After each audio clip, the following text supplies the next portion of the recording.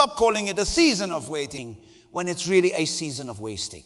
Every day I encounter people who've turned divine patience into divine procrastination.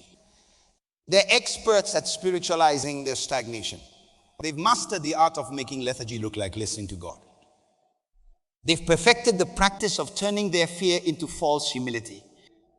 And the whole time, their destiny is screaming for attention while they silence it with spiritual sounding excuses. The most devastating reality in the kingdom isn't persecution. It's postponement. We've created theological frameworks to justify our inaction. We've developed doctrinal defenses for our delays. We've built entire theological systems around waiting for God to do what He's already given us the power, authority, and resources to accomplish. And while we wait in our self-made spiritual waiting rooms, our assignments are gathering dust in the corridors of heaven. 10,000 dreams died today. 10,000 people gave up on their purpose. 10,000 destinies remained unfulfilled. Not because God didn't make a way, but because they refused to walk the path. You're sitting here right now, and I need you to understand something profound. The very breath in your lungs is evidence that your purpose is not yet complete. Your heart isn't beating by chance. Every morning you wake up is another opportunity from God saying, I'm not finished with you yet. But it's the truth that's going to shake you to your core. God's provision of a way doesn't guarantee your arrival at the destination. You see, many of us have been taught wrong. We've been taught to wait for God to do everything. We've been taught that faith means sitting still. But I'm here to tell you that faith without footsteps is dead. Let me share something with you that changed my entire perspective on purpose and destiny. There was a young man from a small village who prayed every single day for God to bless him with success. Every morning and every night, he would kneel by his bedside and say, God, please make me successful. Please change my life. This went on for years. He remained in the same spot, growing increasingly frustrated, wondering why God wasn't answering his prayers. One day, a wise elder in his village asked him, what have you done today to walk toward your success? The young man replied, nothing. I'm waiting for God to make it happen. The elder looked at him and said something that would transform his life forever. The miracle isn't in the arrival. It's in the movement.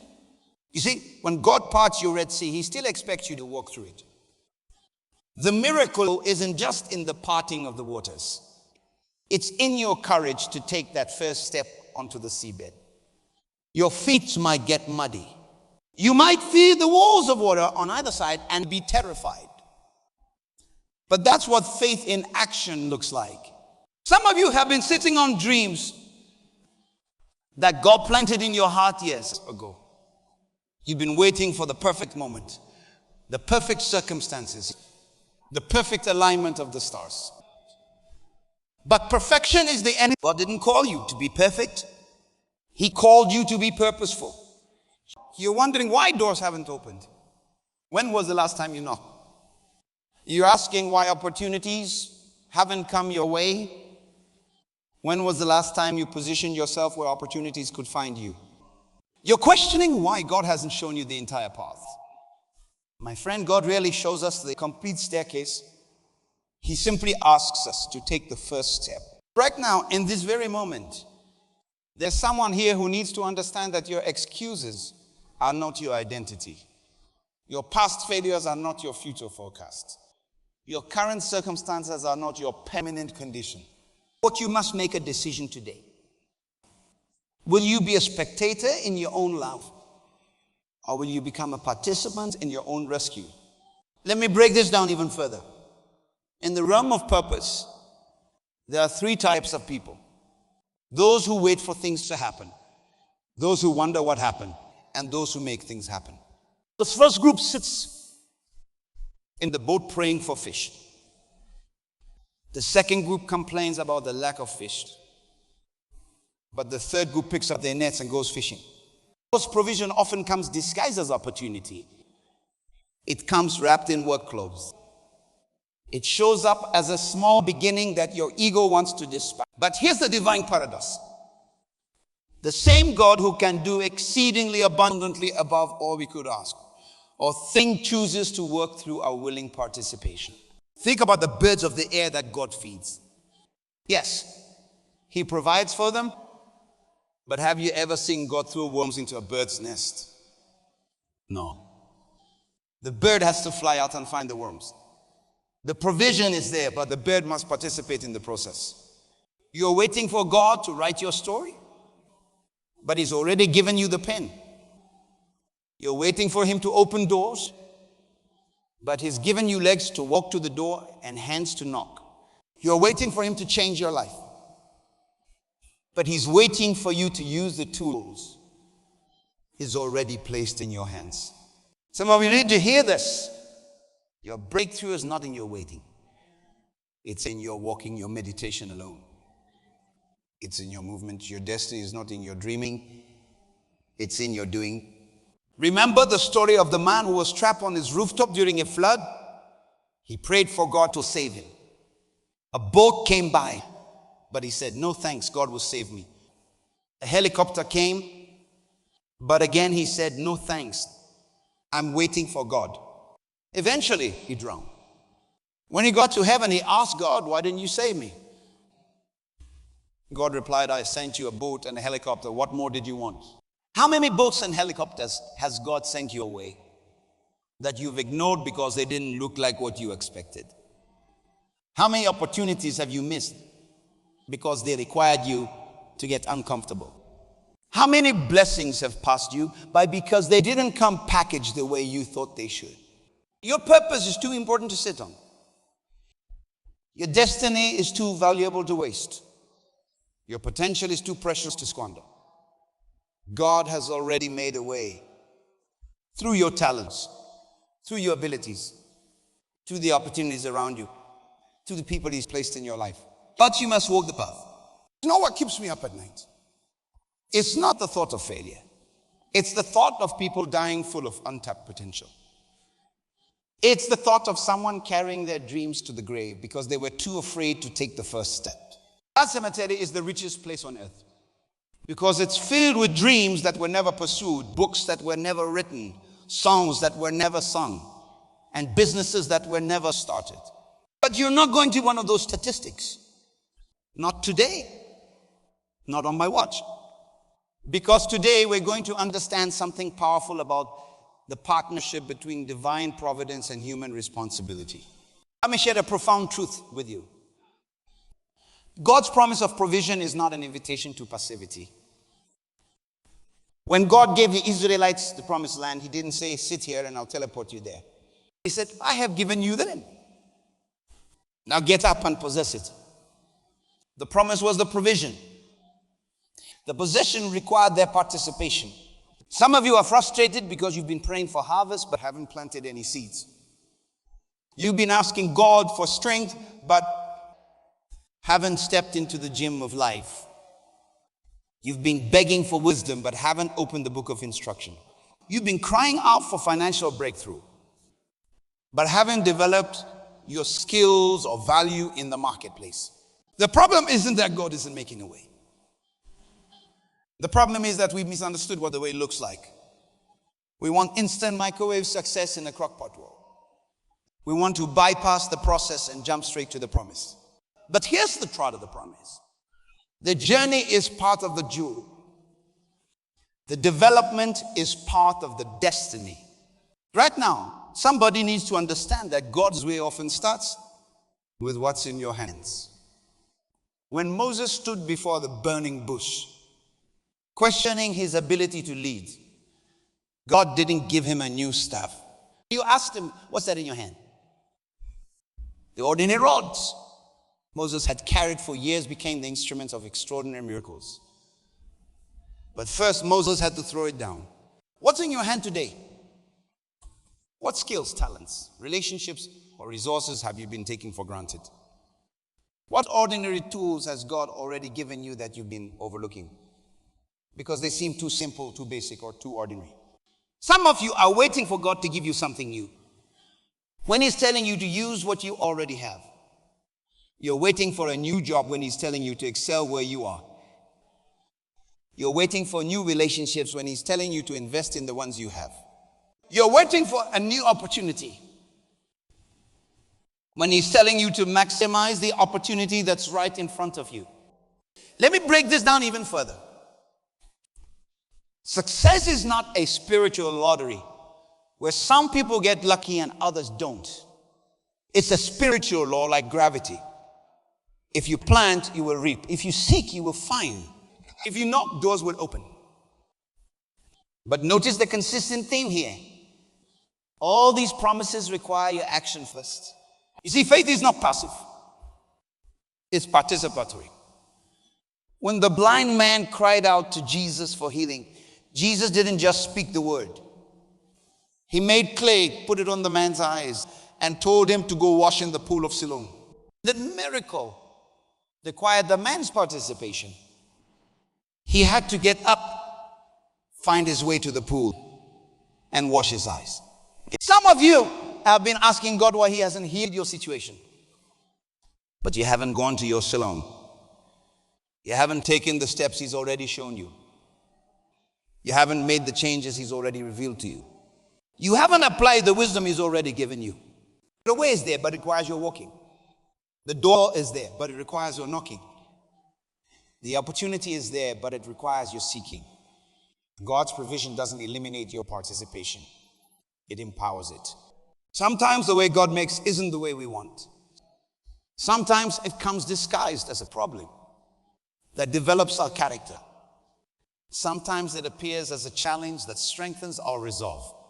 Sometimes it shows up as a delay that tests our dedication. Remember Joseph. God's way for him to the palace led through the pit and the prison. But in the pit, he developed perseverance. In the prison, he developed leadership. What looked like detours were actually divine developments. What appeared to be setbacks were setups for his comeback. Some of you are in your pit moment right now. Some of you are in your prison season. But don't despise the development. Don't resist the process. These are not punishment. They're preparation. These are not obstacles to your destiny. They're opportunities for your development. The question isn't whether God will make a way. He already has. The question is whether you'll walk the path he's provided. Will you take the step when you can't see the whole staircase? Will you start the journey when you don't know all the details? Will you trust the process when you can't predict the outcome? Your destiny is too important to delegate to someone else. Your purpose is too precious to postpone to someday. Your calling is too crucial to consign to convenience. The person is you. Stop waiting for perfect conditions. They don't exist. Stop waiting for someone to discover you. Position yourself to be found. Stop waiting for your ship to come in. Swim out to meet it. The way is there. The door is there. But you must knock on it. The opportunity is there. There's a silent epidemic sweeping through our generation. It's not a virus. It's not a disease. It's something far more dangerous. It's the epidemic of waiting. Waiting for the perfect time. Waiting for permission. Waiting for validation. Waiting for someone else to make it happen. But while you're waiting, your purpose is getting impatient. You know what's happening while you wait. Your potential is converting into regret. Your dreams are transforming into what-ifs. Your God-given talents are gathering dust in the attic of procrastination. And somewhere out there, someone who needs what you carry is still waiting. Still hurting, still searching. Let me tell you something that might disturb your comforts. Your comfort zone is not a living room. It's a waiting room. And you weren't created to wait. You were created to create, to build, to transform, to impact. Every second you spend waiting for the perfect moment is a second. Someone else spends suffering without your contribution to their life. There's a story of a woman who lived in a small community. Every day she would look out her window at the barren field across from her house and think, someone should plant a garden there. Someone should create something beautiful. For years she waited for that someone. For years she complained about the emptiness. Until one day she had an epiphany that changed everything. She was that someone. She started with one flower. Just one. People laughed. What difference will one flower make? They asked. But she kept planting. One flower became 10. 10 became 100. Today, that field is a community garden that feeds hundreds of families. But here's the key. It didn't start with a miracle. It started with movement. It didn't start with abundance. Some of you are waiting for God to plant your garden, but He's already given you the seeds. You're waiting for Him to build your dream, but He's already given you the blueprint. You're waiting for Him to open the door. The provision isn't in the waiting. It's in the working. Let me share something powerful with you. When God wants to bless you, He doesn't always send you money. He sends you ideas. He doesn't always send you finished products. He sends you raw materials. He doesn't always send you shortcuts. He sends you strength for the journey. We want the blessing without the building. We want the crown without the cross. We want the glory without the story. We want the testimony without the test. But that's not how divine partnership works. When God told Noah to build the ark, He didn't send him a pre-built ship. He sent him instructions. When God wanted to deliver Israel, He didn't send an army. He sent a shepherd with a staff. When God wanted to feed the multitude, He didn't send catering. He sent a boy with 5 loaves and 2 fish. You see the pattern. God's provision often comes as potential, not as the final product. It comes as a seed, not as a tree. It comes as an idea, not as an empire. But too many of us are sitting on our seeds, waiting for them to become trees without planting them. We're holding on to our loaves and fish, waiting for them to multiply without offering them up. Someone needs to hear this. Stop waiting for God to do what He's waiting for you to do. Stop praying for opportunities you're not prepared to seize. Stop asking for doors to open when you haven't positioned yourself to walk through them. You see, there's a difference between waiting on God and wasting time. Waiting on God is active. It involves preparation, development, and growth. Wasting time is passive. It involves excuses, delays, and stagnation. Which one describes your current state? Some of you have been saying, when God opens the door, I'll walk through it. But what if God is saying, when you start walking, I'll open the door? What if your movement is the key to your miracle? What if your action is the catalyst for your breakthrough? Remember the paralytic man by the pool of Bethesda? He had been waiting for 38 years for someone to put him in the water. That's 13,000. 870 days of waiting. But when Jesus came, He didn't carry him to the water. One profound questions. Do you want to be made whole? Then He gave him a comments. Rise, take up your bed and walk. Notice the order. The command to rise came before the miracle of walking. The man had to demonstrate his faith through action before he experienced his breakthrough. He had to participate in his own miracle. Some of you have been lying by your Bethesda for too long. You've been waiting for someone to do for you what God has empowered you to do for yourself. You've been waiting for a miracle when God has already given you the mandate to move. The vision for your vision is already within your reach. The resources for your renaissance are already in your hands. The power for your purpose is already in your possession. But you must take the first step. You must make the first move. You must plant the first seed. Your destiny is not a destination. It's a direction. It's not about where you end up. It's about who you become in the process. Every step you take in faith is reshaping your character. Every move you may make in obedience is rewriting your story. Every seed you plant in hope is restructuring your future. There's something dangerous happening in the world of purpose and destiny. People are dying of thirst while sitting next to wells they never dug. They're starving in gardens they never planted. They're living in darkness while holding unlit candles. And the tragedy isn't in their circumstance. It's in their response to it. You see, we've developed a dangerous theology of convenience. We've turned faith into a spectator sport. We sit in the stands of life, watching others play in the field of purpose. And then we wonder why we never score any goals. We've confused waiting on God with watching life pass us by. Let me share something that might revolutionize your understanding of divine partnership. When God parted the Red Sea, the miracle wasn't just in the parting. It was in the partnership. The wind blew all night, creating a path, but the people had to walk through it.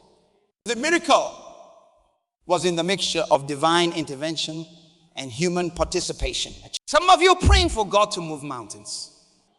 When He's given you a shovel, you're asking Him to build bridges when He's given you blueprints. You're begging Him to make a way when He's already given you the tools to build one. The provision isn't just in the promise, it's in the partnership. It's a story of a community facing severe drought. Every day, they gathered in their place of worship to pray for rain. This went on for weeks. One day, a small child walked into the gathering carrying an umbrella. Everyone looked at her strangely. There wasn't a cloud in the sky.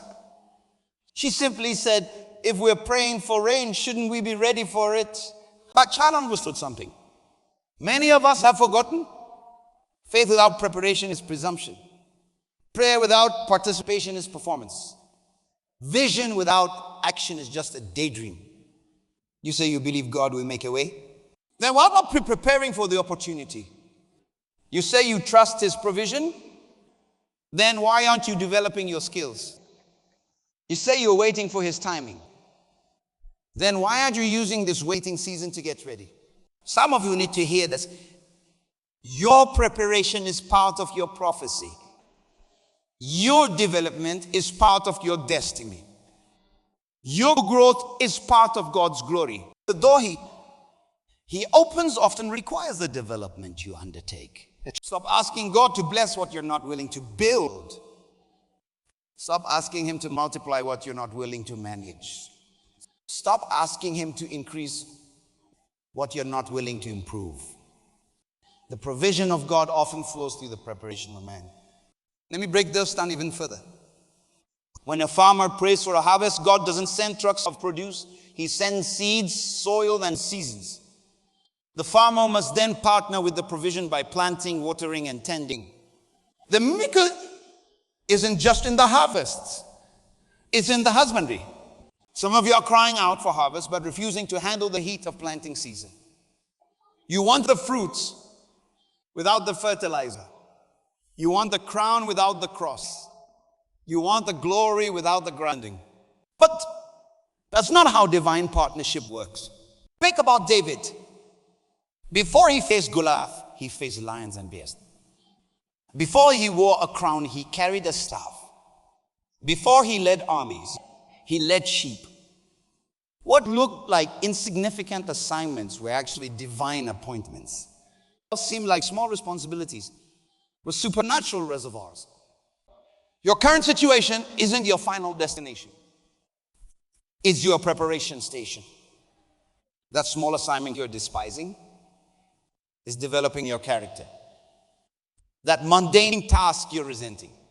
That difficult person you're dealing with, they're strengthening your patience. Some of you are asking God why He hasn't promoted you. But you haven't mastered your current position. You're asking why He hasn't enlarged your territory, but you haven't been faithful in your current territory. You're asking why He hasn't increased your influence, but you haven't maximized your current influence. The way God makes often looks like work He gives. The provision He sends often looks like problems to solve. The opportunity He provides often looks like obstacles to overcome. But that's because his goal isn't just to change your circumstances, it's to change you. Remember the widow of Zarephath. During a severe famine, God didn't send her a storehouse of food. He sent her a prophet with a promise and a principle. The promise was provision, but the principle required her participation. She had to give her last meal in faith before she saw God's faithfulness. The miracle wasn't just in the multiplication, it was in her willingness to participate in the process. Some of you are holding on to your last meal, your last ounce of energy, waiting for God to send provision. But what if that thing you're holding on to is the seed for your next season? What if your willingness to step out in faith is the key to stepping into your future? Your breakthrough isn't just in your believing, it's in your beginning. Your miracle isn't just in your meditation, it's in your movement. Your destiny isn't just in your dreaming. The way is there, but you must walk it. The door is there, but you must knock on it. The opportunity is there, but you must seize it. We're living in a generation of endless scrolling, but limited stepping. We consume inspiration like fast food, but digest none of it. We're experts at double tapping motivation, but novices at double timing our efforts. We know how to share wisdom, but struggle to show up for our own lives. Today, that changes. Your purpose is not a social media post to be liked. It's not a quote to be shared. It's not a dream to be discussed. It's a path to be walked. It's a race to be run. It's a battle to be fought. And every day you spend watching others walk their path is another day your own path remains untrodden. Let me tell you something that might disturb your spirit. The existence of doubt is not the evidence of desertion. The reality of struggle is not the rejection of success. These are not obstacles to your journey. They're opportunities for your growth. There's a profound difference between those who make it and those who merely dream about it. The dreamers wait for fear to leave before they start. The doers start while their knees are still shaking. The dreamers wait for perfect conditions. The doers create conditions in their favor. The dreamers wait for divine intervention. The doers understand that sometimes divine intervention looks like divine inspiration followed by human perspiration. Some of you have been spiritual spectators for too long. You've been hiding behind holy excuses. God hasn't told me to move yet. But what if he's waiting for you to take the first step? What if the sign is in the seeking? I'm waiting for the right time. But what if the right time is right now? Stop waiting for a burning bush when God has already given you a burning desire. Stop waiting for a parted sea when he's given you the ability to build a boat. Stop waiting for manna from heaven when he's given you the mind to create, the hands to work, and the strength to persevere. The problem isn't that God isn't speaking. It's that we're not moving at the volume he's already spoken. We're not acting on the revelation he's already given. We're not walking through the doors he's already opened. We're stuck in the paralysis of analysis, frozen in the friction of fear, trapped in the cage of competition. Let me share a truth that transformed my understanding of divine timing. When God gives you a vision, it's not just a preview of your destination. It's a permission slip to begin your preparation. The vision isn't just about what you'll do someday. It's about what you should be doing today. Some of you have buried your talents in the cemetery of convenience. You've hidden your gifts in the tomb of tomorrow. You've postponed your purpose to the graveyard of someday. But purpose doesn't have a shelf life. That date is today. Your excuses have expired. Your procrastination has passed its expiration date. Your delays have defaulted. The time for waiting is over. The season for watching is done. Today is the day of divine partnership, where your faith meets your footsteps, where your prayers meet your preparation, where your trust meets your trying. Remember the paralytic man at the pool. For 38 years, he had a condition and an excuse. His condition was paralysis. But his excuse was, I have no one to help me into the pool. For 38 years, he waited for someone else to be the solution to his situation. But when Jesus came, he didn't validate the excuse. He violated it. He didn't remove the condition. He revealed the solution. Half of you have been lying by your pool of excuses for too long. I don't have enough education. Rise up and learn. I don't have enough money. Rise up and earn. I don't have enough connections. Rise up and build them. I don't have enough time. Rise up and make it. The way God makes often requires the way you take. The provision he sends often requires the preparation you make. The opportunity he provides often requires the obedience you show. You're not waiting on God. God is waiting on you. Your destiny is not a mystery to be solved. It's a path to be walked. Your purpose is not a puzzle to be figured out. It's a journey to be embarked upon. Your calling is not a question to be answered. The time for tiptoeing around your destiny is over. The season for sampling your purpose is done. The era of experimenting with your calling has ended. It's time to dive deep. It's time to go all in. It's time to burn the bridges of backup plans and set fire to the ships of safety nets. God has already made the way. He's carved it through the mountains of impossibility. He's paved it through the valleys of adversity. He's marked it through the deserts of difficulty. You must take the steps. You must make the moves. Your breakthrough isn't in your browsing, it's in your building. Your miracle isn't in your meditation alone. It's in your more movement.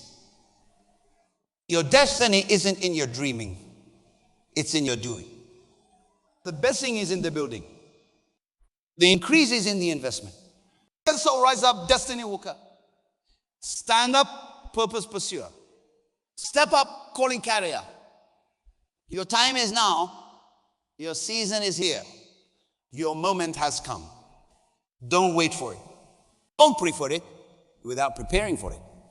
The way is made. The path is prepared. The door is open. But you must walk through it. You must step into it. You must seize it. Your destiny is waiting. Your purpose is calling. Your time is now. That's commissioned whether God will make a way. He already has. The question is, will you walk the path? Will you take the journey? Will you make the move? The answer lies not in your words, but in your walking. Not in your planning, but in your pursuing. Not in your intention, but in your action. Rise up and walk. Your destiny awaits.